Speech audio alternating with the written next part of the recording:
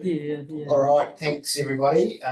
Thanks for accommodating the early start session. Thanks Mariana for running down the hill so we can get going. Early and make the most use of the time. If we're running down the hill next year, we'll be a little bit easier to be flexible in this sort of thing. So briefing number 3, central government reform, and obviously this one is in there because it is sort of fundamental to what is happening at the moment and will impact not just this organisation but all of local government and other parties who interact through the resource management system as well. So we just felt again as a sort of foundation piece, good opportunity to share where things are at in this reform space. And I guess my message is there is a huge amount coming, particularly in resource management, but also in other areas. So you will hear a lot about this term. So I will leave Anita to do introductions, and because we've got Fleur online as well, so a little bit of a mix, a bit of change up from this morning. Thanks, Richard. Yes, so online we've got Fleur Matthews, who's our policy manager. She is working from home today, and Mariana, who at the moment is wearing a couple of hats, but one is she is maintaining a report on all of the reform that's going on. So that's what we're going to talk you through today. There is still quite a bit of uncertainty around timing and content, and when we know, we'll make sure we let you know, and there'll be various opportunities through those processes to input. The last time some RM reform landed, it landed in December, and we made a small group of councillors work through summer, and it looks like we're probably going to ask the same again. Looks like the timing will be similar, so that we'll be submitting late January, which does mean a working holiday again. But I will pass you over to Mariana to talk through the detail. Thank you. I've not got radio. All right, thanks folks. As Anita mentioned, I have for the last few years been helping ORC to keep track of the reforms at a high level. One of the reasons that I can do that is because my other role is to look after the Otago Mayoral Forum and other things that help Otago councils work together. And oftentimes that means we're talking about policy or legislation and how that affects us as a region. So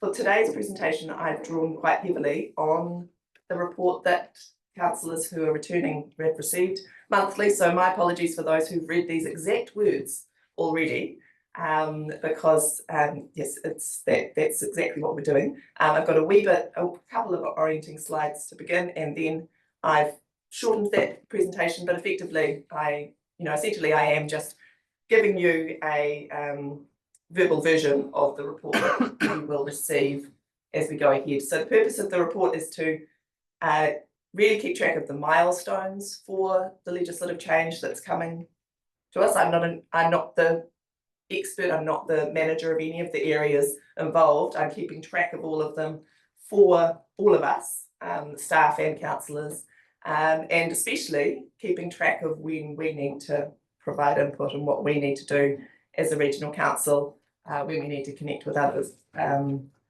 Trying to get a bit of awareness in place before these things arrive in inboxes, because they do tend to sort of, I suspect that there'll be a big flurry before Christmas that will arrive whether we want it to or not. So I start.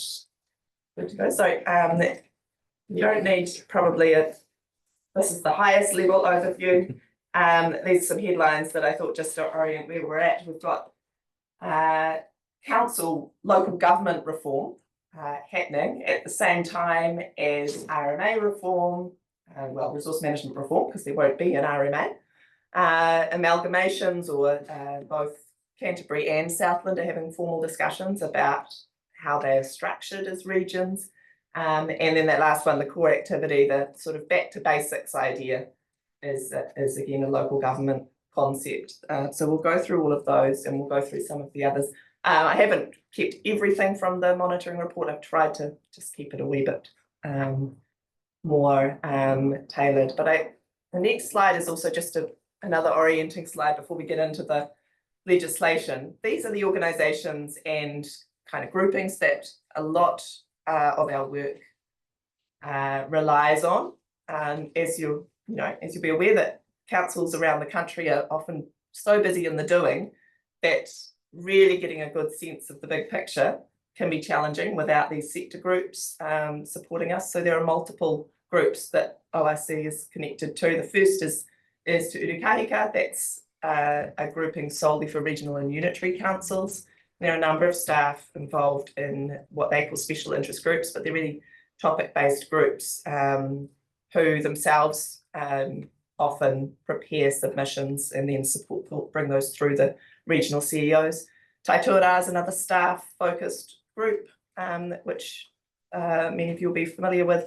You'll certainly be familiar with Local Government New Zealand, which is more focused on elected members, but again, has an advocacy and submission-focused program.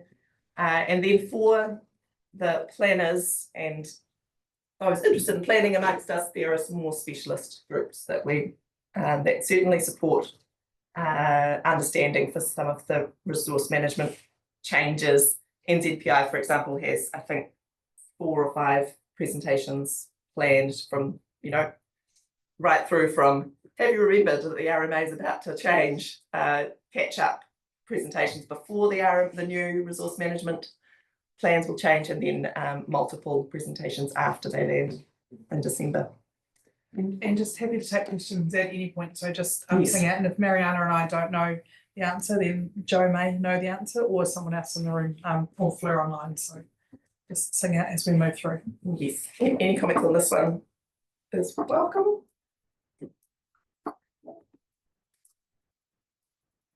All right. So as I mentioned, partly for practical reasons and partly so that it's more familiar when you see it, I've drawn heavily on the report that I prepare every month for councillors and staff. This is the general format as we go through, so I'll try and keep things focused on information that's public and sound, and include when you receive the hard copy or the email copy, there will be links to other information.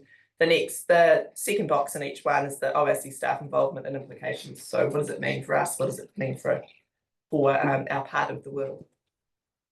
So not surprisingly, we'll just start right at the top with the local government reform.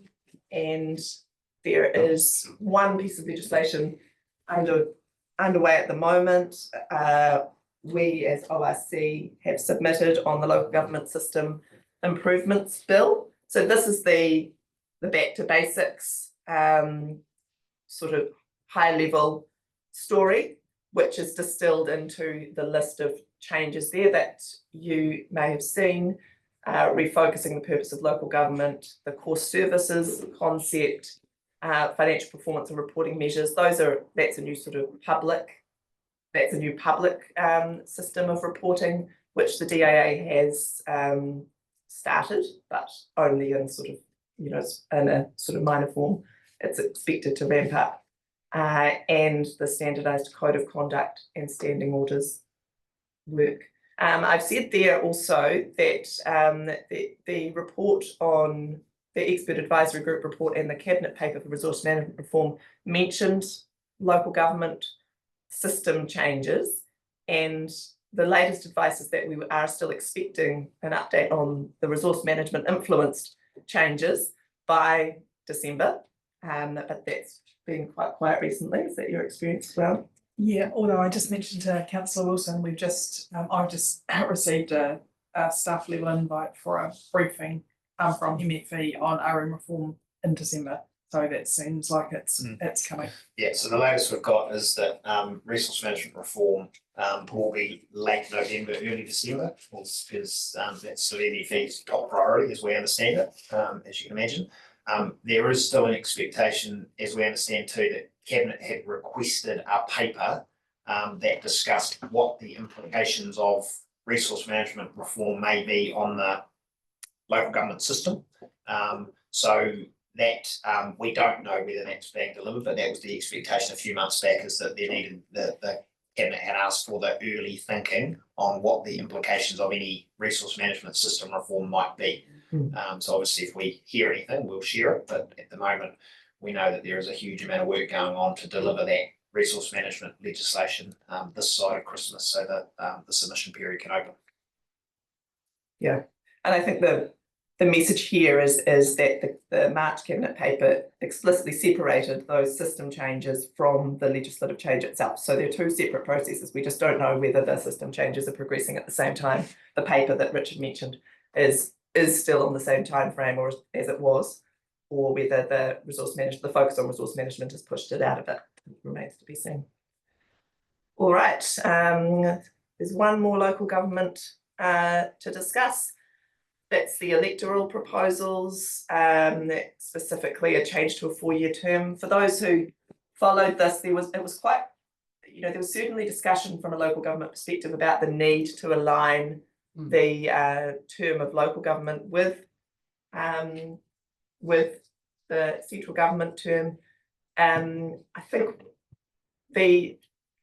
this was a bit of a sort of non-update. The message from the select committee was that they sympathised with that view, but they didn't have jurisdiction. So it's really unclear what will come of that proposal. So this is just a holding slide because we are waiting for responses on all of that and see how they resolve that issue of jurisdiction. This is connected to quite a bit of work that LGNZ did look at electoral reform, only part of which was about the term of local government. There was a lot about how elections could be run more effectively and other matters. So I don't actually know how much of that has progressed and how that's working, but it's sort of in a holding state from our perspective. There's always been the ability to not have them align, of course, isn't there? Because a government could go early at any point. So yeah, whereas we've so so it's true. the pretense that it matters that we align is not in legislation, is it? Can you It's a maximum. Hillary, can we just use the mics just because we're recording? Sorry. So people online can hear. So I was just saying actually that the suggestion that we might unalign them if we make it 4 years. They can be unaligned any moment. We can wake up in the morning and the Prime Minister can call an election. So they're not aligned. The standard terms are aligned, but there are processes that would enable them to become unaligned. Yeah, and stay that way. I mean, because then the new maximum of 3 years starts again. So who knows where they go if somebody goes early. They just haven't been much recently. Yep. Those proposals, did they pick up the voting age as well? I'm not sure, sorry. I don't think in this, I think they elected not to progress changes to the voting age. Some made me think that the work that Nick Smith was doing, that the voting age might have been in that part of it. I'm not too sure. But it doesn't matter. Just In the final position paper. That's a live link first.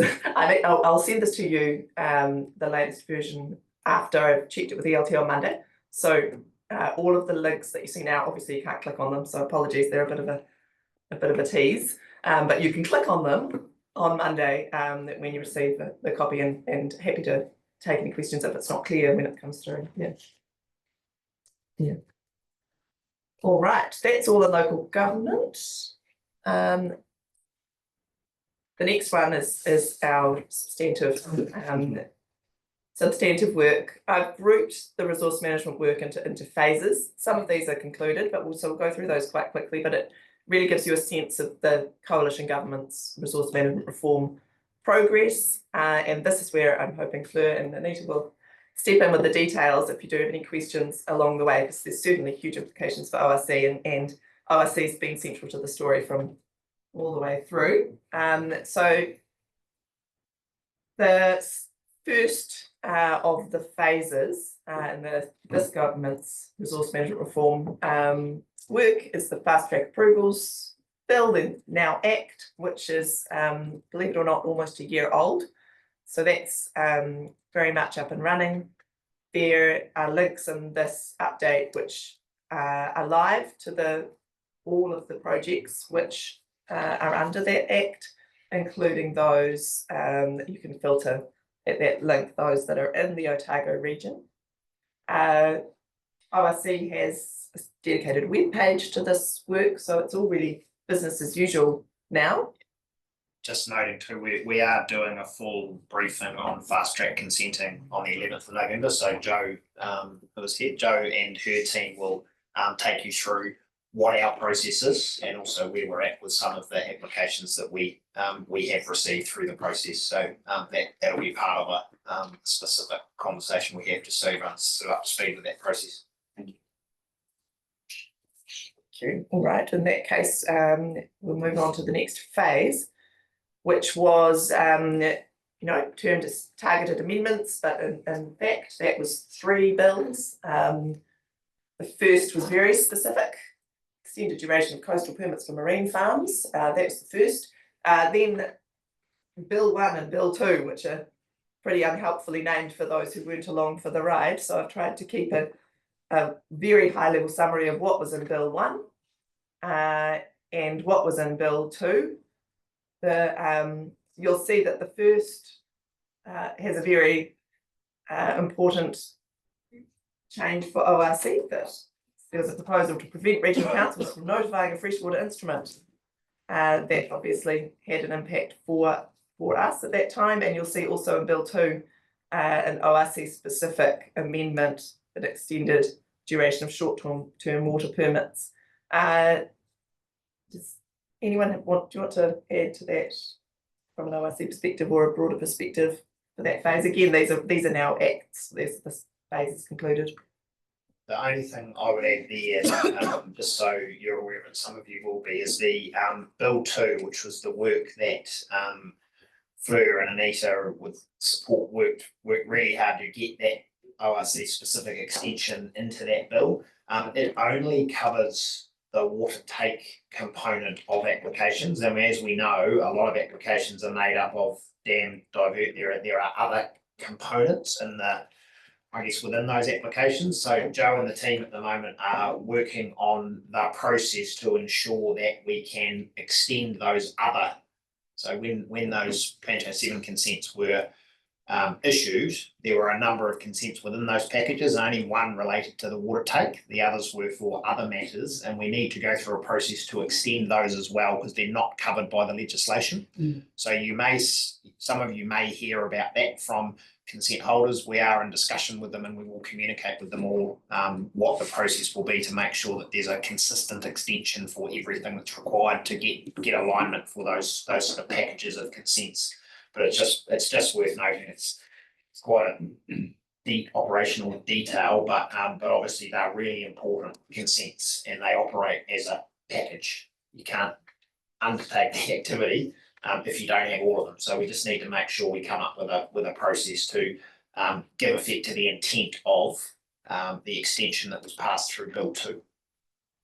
And the other small part of Bill 2 that impacted ORC were some rules that were due to come into effect in April next year, had been delayed once the rules have been found not to be effective and hard to implement. So the legislation also pushes out the date of those in anticipation of updated rules if they're required to manage discharges from point sources in the rural area in effect. So we didn't want those rules to come in and run the risk of a large number of rural properties needing to get a consent that became certain. So it was pleasing to see those both get picked up and dropped into Bill 2. And I mean, my overall summary in this space is it is incredibly messy. We know the Resource Management Act itself has been through I don't know how many iterations, and then we've got a series of changes made through bills that are intended to deliver on government policy positions, and that's good. We need to work with our community to unpick what is an incredibly messy system and find a pathway through the consent processes that all still exist under the RMA. And until the system changes, we still have legal responsibilities to adequately process and do our job under the resource management system. So the team are well aware of central government intentions to make that part of the process easier. And certainly the overall system reform will achieve that. And this is certainly, all of these various changes have lessened the need in some areas, but it hasn't removed the need for us to process things under the RMA as it's written. And from a staff point of view, our legal risk exists where we don't follow the Resource Management Act as it's currently set out. When it's changed, things will be different. Until then, we need to ensure that we do the job properly, and certainly taking all these things into account and ensuring that we are not consenting things that are no longer required, that we are considering things in line with the various changes that are made. We are keeping up with all of that, but it is also it's very complex, and there's our public inquiries function, which we report on. We did report on for environmental delivery. The numbers that come through that public inquiry are so high because of the desire of our community to understand a lot of this, and we spend a huge amount of time within Joe's consenting team, working through those things, either with the community directly or with their consultants that are working on their behalf. So I think, my view is, regardless of your view on the system itself, I think everyone is welcoming that when it comes, to give some clarity and hopefully take away some of the complexity that exists under the RMA, with so many different changes coming through that have to be taken into account when you are processing consents.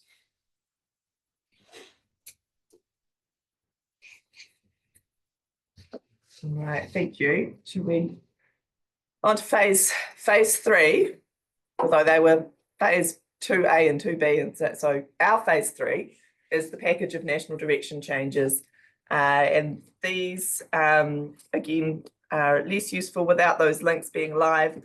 We're looking back to May now. We all received quite a comprehensive documents. Well, they were comprehensive in their detail. They were relatively high level, but they were comprehensive in that they covered a whole range of domains all in one go. So freshwater infrastructure and development and primary sector all arrived at once, and the going for housing growth a week later or a couple of weeks later.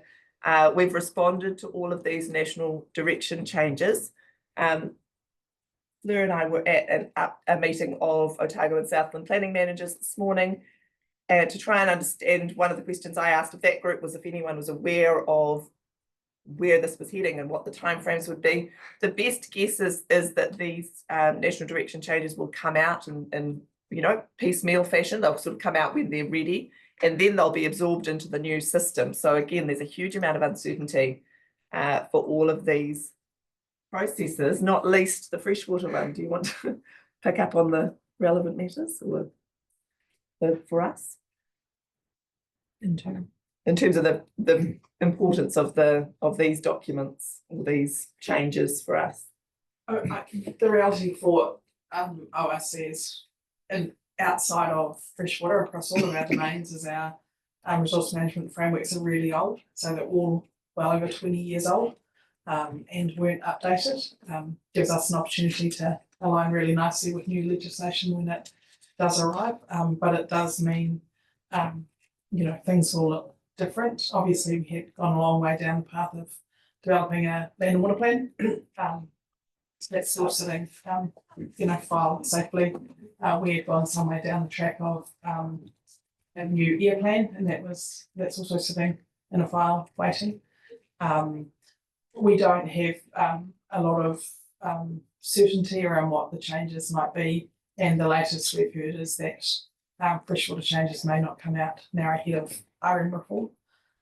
So again, we're just in a holding pattern, and managing with our existing planning framework that isn't ideal. It doesn't provide for things like renewable energy particularly well, because it wasn't as much of an issue back when it was written. There's a whole lot of things it doesn't provide. For society's moved on, and our plans haven't. We have limited opportunity to do anything about it until the new system comes out. But that provides us with a really good opportunity to have those conversations with the community and and get their inputs into the plans. Just a couple of things I note, ORC submitted through obviously previous council's workshops. Are we able to have links or copies of those submissions so we know? Yeah, absolutely. So we've got the policy team runs a function of submitting against central government, not against, to central government on a range of proposals. So we had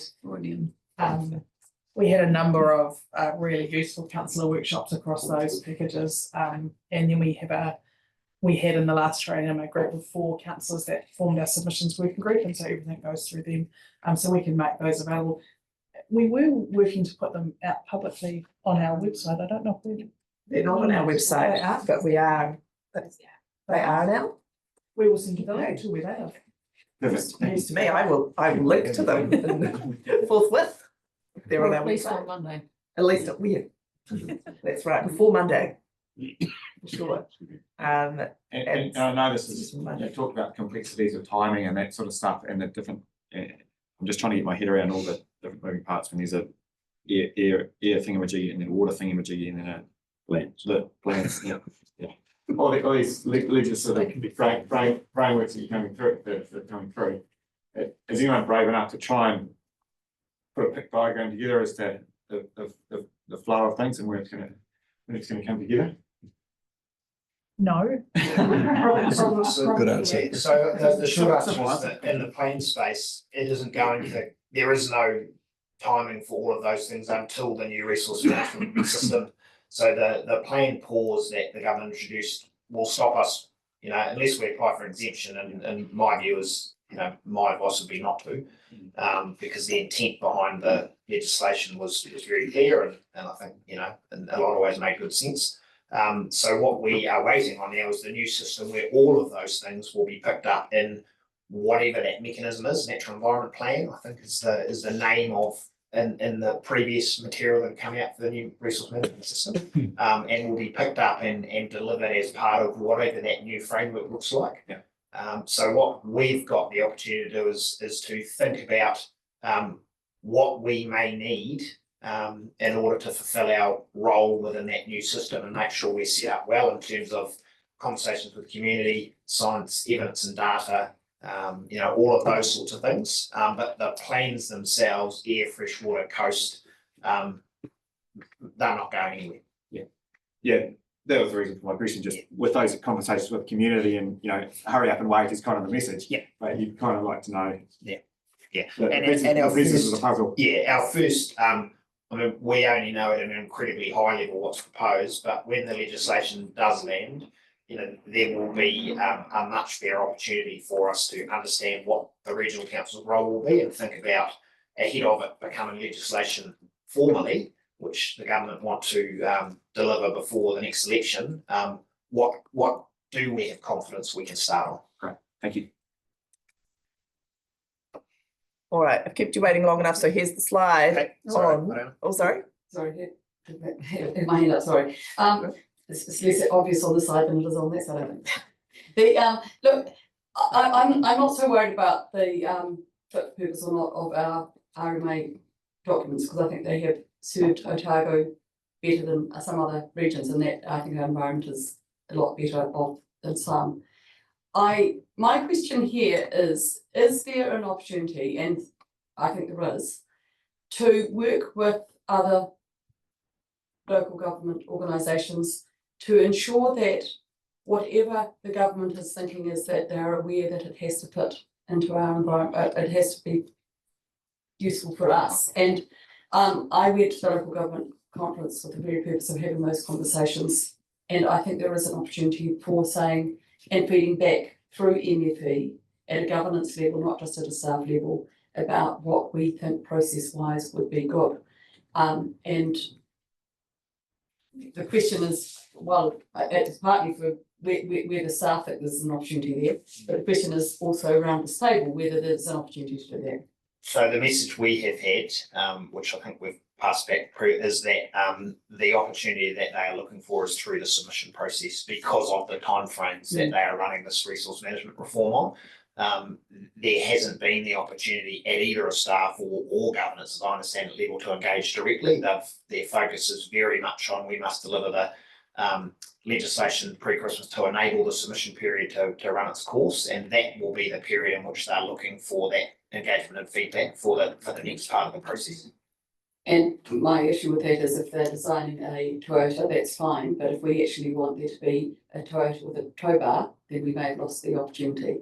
It becomes harder, and I think there are some, I think it's really hard to change the RMA, and David Parker had a hard time doing it, and it's going to be difficult. I think we should be offering through at least South Island wide opportunity to get some of those ideas out there to ensure that it is fit for purpose for us. Otherwise, it may well, as it has been in the past, too centric on other things. We also need to be looking at the catchment focus that the government is also talking about and funding. So the question is that around this table, I suppose, whether people are up for doing something different. So I guess what I'd say to that is we obviously input into the Te Uru Kahika submission at a national level, but what we also then do is generally this table submits on its own right, and what we've found has been really successful in the last couple of years is when the governance table puts examples and of why things don't work, and that has been really successful for ORC, in particular when we provided some examples in the wetlands space of how the national regulations didn't work for Otago, and so that would be the opportunity that I would see is we support the national position up until the point where it's different for Otago, and then the governance table provides us the examples to go into that submission and demonstrate why we need something different or some flexibility, whatever the situation may be. Can I ask, when you make submissions through that process you're talking about, which is an inter people process, presumably an inter council process that you were saying you submitted, and then it came to governance sometimes with some sorts of submission, that earlier one you were talking about, which was a group one throughout New Zealand, is it? Yeah, so Mariana had on her first slide the Te Uru Kahika group, which is all of the regional councils. And is it on behalf of the staff and regional councils? So so the Te Uru Kahika submission is a staff level submission, and then ORC submits as a council. So it turns up at the government on behalf of the staff of everybody all around. That's right. Yeah. Cool. Yeah. Yes. Yeah.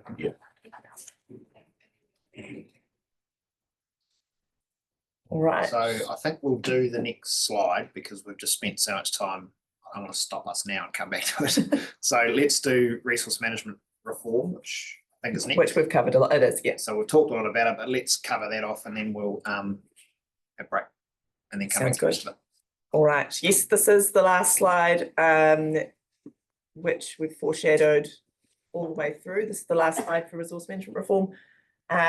So there was an announcement in October 2024 that this was coming, so a full year ago now. The cabinet paper that I've cited in here was released from that time with 10 principles, and it also, it's really hard to know what to say about what's planned here in a succinct way. So what I've done here is just grabbed the headings from the cabinet paper, which is the government's summary of what they're trying to achieve with this legislation. So when you have a chance, reading those is as good an overview of what as I've been able to produce.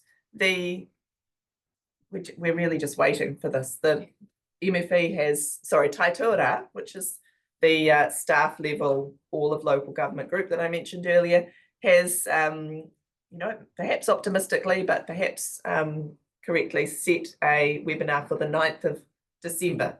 So it's certainly their expectation that they'll be in a position to talk about it by the 9th of December. That's about where we're. Well, the reality, Hillary, you'll know that government processes better than I do, but my understanding is if they don't deliver the legislation and get the submission process underway this side of Christmas, it is highly unlikely that they will get this passed into legislation before the election, just on the way that those processes work. So that is the timeframe that has been set for MFE that they are working towards, which Yeah. is why that late November, early December is so critical, and we're starting to see the sorts of invitations we're getting around briefings and things, because I think there's a high degree of confidence that they will achieve those dates. But it is really important for Minister Bishop that that is met, because I would suspect they will struggle to get it through if it's not out and into that submission process before Christmas. I think one of the consequences too of that is that we're anticipating that the legislation will not contain a lot of the detail that we might be looking for, and that there will be secondary legislation, there'll be regulation that comes later to fill in some of the gaps. So it will be really interesting to see that I think you're very right that something will arrive, but we don't know how many questions it will answer when it does arrive. And so as Anita mentioned earlier, there will obviously be significant opportunity for this table in terms of briefings from staff and on what the legislation is telling us, and then starting to get formal feedback from council around what our positions might be leading into whatever the submission date is, and also work back from that and make sure there is ample opportunity for the governance table to shape what ORC's response will be. But it is looking very likely that it's going to be over that December-January period. So we'll just apologise for that now, but that's just the nature of these processes. Right. Good time to have a break. Yeah, great. So how much long? Yeah, so we're into that one. So I think if everyone's All right, welcome back. Richard's just out taking a phone call, so Mariana and Anita will pick up where they left off. We will. I'll pick up with a slight apology because this section is the catch-all of all the things that don't fit in the other sections. So we're covering environment, resilience, natural hazards, and water, and a range of policies here, some of which are core business for us and some of which simply aren't, but I'm just wanting to keep track of those that I think will come across your radar at some point. So are we going to move? There we go. This one is a two-parter. The first part, which I'm sure Tom will be picking up at some point, is the emergency management legislation, which is pending. Is there a specific briefing for that, Tom? Or... not at this stage. Okay. It hasn't arrived. So when we do have connection back to the Otago CDM folk, I'm sure this will come up, but there is pending emergency management legislation this term of Parliament. So that one might be a wee bit further out. What looks to be a wee bit sooner are amendments to the Climate Change Response Act to capture some of the changes announced in the National Adaptation Framework, which was only released a couple of weeks or a week and a half ago now. Those changes, though, will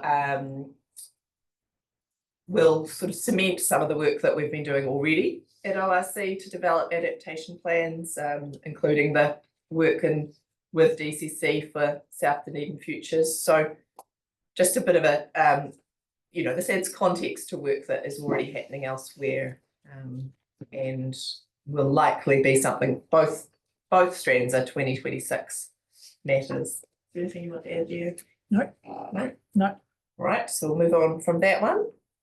The next one is water services reform, which is certainly an example that is not ORC led, but not something that you'd want to remove from a document like this because it's been of such importance to the sector generally.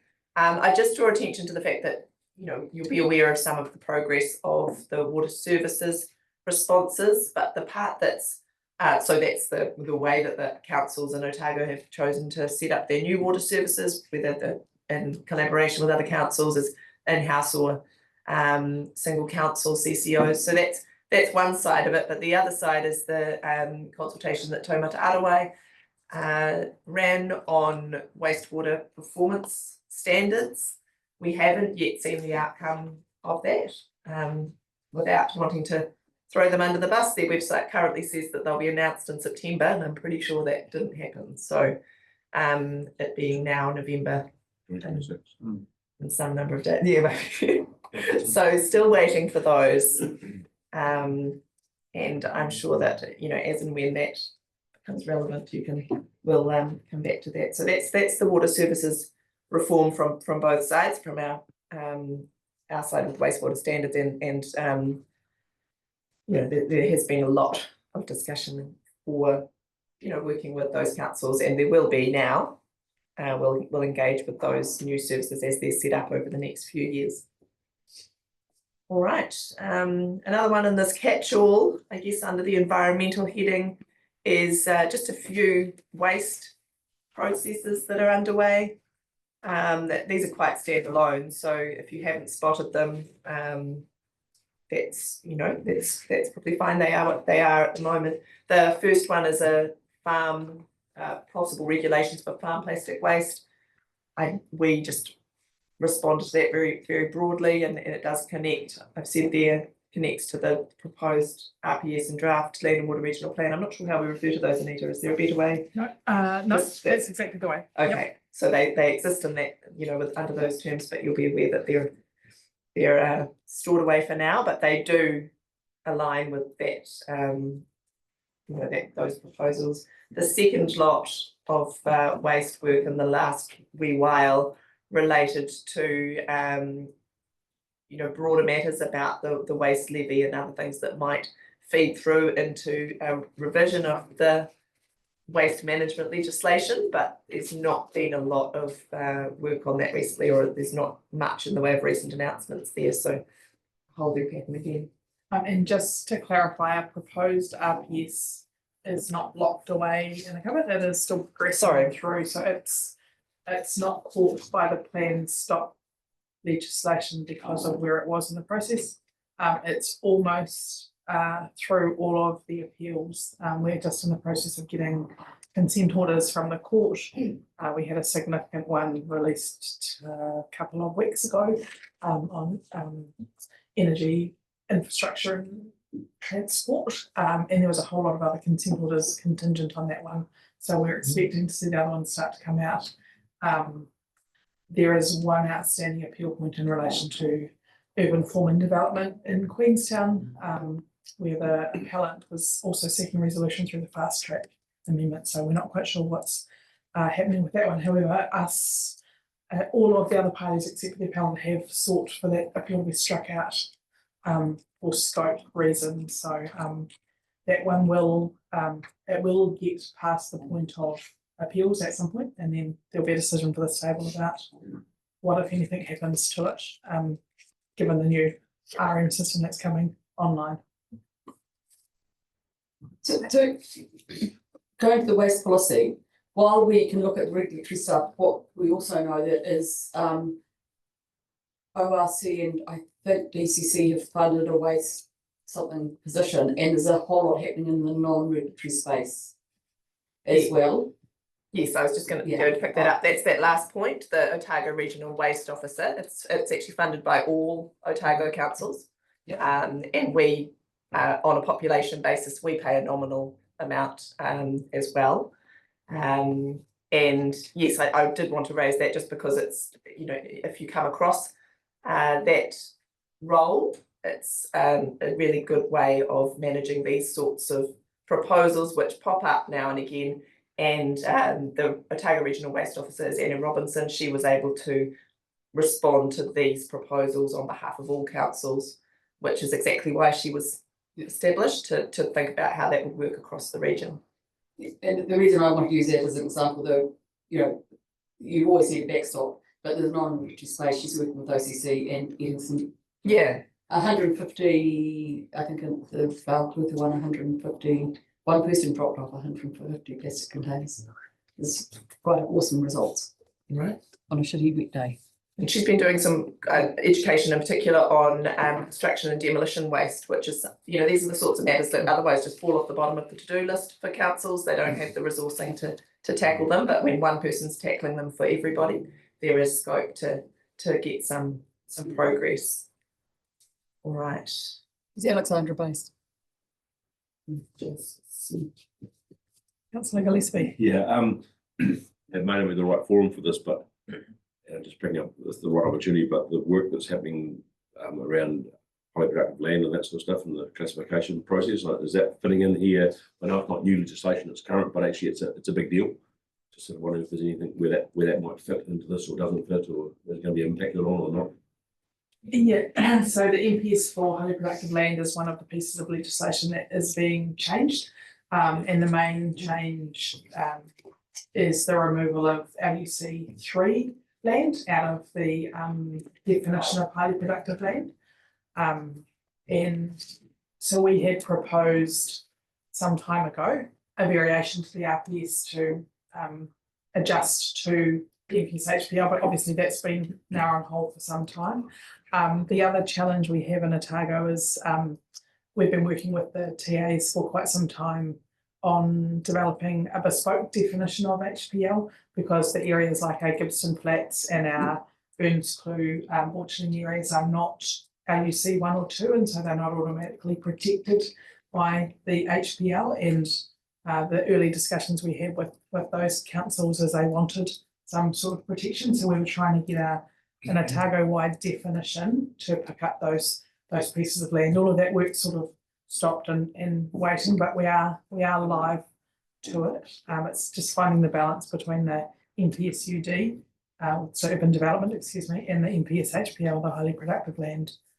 But certainly live to those issues. They must be connected.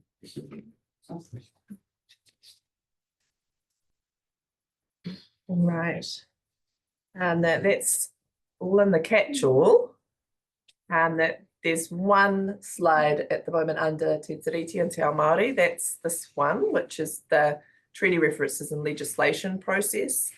And I've updated this recently because there has been a change to the process to remove some of the more contentious pieces of legislation, so that the government is now proposing that their review change the references to Te Tiriti in 23 statutes, some of which I've listed there, which certainly relate to us. Those that have been removed from that wider process are the Tiriti references in the Conservation Act and the Crown Minerals Act, and the primary reason there is that those are just so embedded in the treaty settlement acts, the various treaty settlement acts, that it's just proving too complex to build those into a single one. Breaking my usual rule, the only thing I've been able to cite here about the timing for this process is a media report, and there was nothing in the media report to say why the author felt that this would land in November. But because, I wanted to keep it in here because this legislation is obviously core to us. I'm not sure if anyone's heard anything further than that. No. So that's, I'll leave that now unless there are any questions. And then we just have one more, which is captured under transport, housing and infrastructure. There have been other pieces of legislation or legislative change processes come and go from this section, particularly to do with the transport changes, that things that relate to public transport and so on, and the urban development work. But right now we just have the one, which I know you have another briefing on next week, the city and regional deals process. So I just wanted to include it because it's obviously a government legislative program of some note that fits alongside the reforms, but you're having another briefing on this for the details. Anita and I are working on this jointly as part of the working group because it's a cross-council initiative. But I'm happy to leave the briefing to you, Anita. I was just going to say you'll see us both next week for, okay. for this I'll one. come I along. hadn't told you that. And that's the last slide, but I'm happy to nip back if there's anything that was not, that could be better explained, or of course you will receive the full document next week, and I do welcome any questions when you receive it each month. Sometimes they come through and sometimes staff tell me that I've missed something entirely, and I always appreciate any input. And I'm really aware that we've thrown a lot of information in quite a few short slide. So if you do go away tonight or tomorrow night and reflect on any questions, feel free to come back directly to me. And if I don't know the answer, I will find a staff member that does, and we'll make sure that we give that answer to all of you. Question on the Otago Central Lakes proposal. When are the next meetings scheduled for that? There you go. My favourite topic, 10th of November is an online workshop, and the 24th is another online workshop. We're not meeting in person with the joint committee until December, and that's to make sure that everyone's appointed by the time we meet for a meeting, but there are 2 online workshops before that. And the workshops should be with the members, even if they haven't been appointed, or? I guess that could be open to discussion, but the intention was that the formal decision was that we would have quorum once there was 1 person from each council. That is the definition of quorum for that joint committee. So we would still meet with 1 person from each council. If the other person was identified or a process had been gone through, then they could also join. But remember also that we've made those joint committee meetings open to all as observers. So, and the appointments we made last time, I can't remember if they were by position or by named councillor. The question then is that doesn't go over the interregnum either. No, so it doesn't. So our 2 appointments last time with the chair, Mm. and then one other councillor who was named. So because Alexa Yeah. didn't stand, that falls away. So we need to do the second. So they will be coming next week. Not next week, the end of November. But Next so meeting's the for the 10th, you need to have an appointment by the 10th. So the chair will be briefing the chair, and the chair will be going. So the position of the chair goes across the interregnum. Yeah. The election Yeah. period. Yes. Oh, sorry. So I'll be making sure that those meetings get to the chair today. The full series. Yeah, I think Richard touched on this yesterday at some Yeah. point, that, he'll work with the chair to make sure, those couple of workshops are attended. No, And the papers and everything will be available, they put online for in diligent for councillors as well, my understanding. That's right. The workshop material is not likely to be on the website, but it will be available to councillors on a public excluded basis. Further question? Oh, no, it's just a process one about positions going across after an election and understanding that.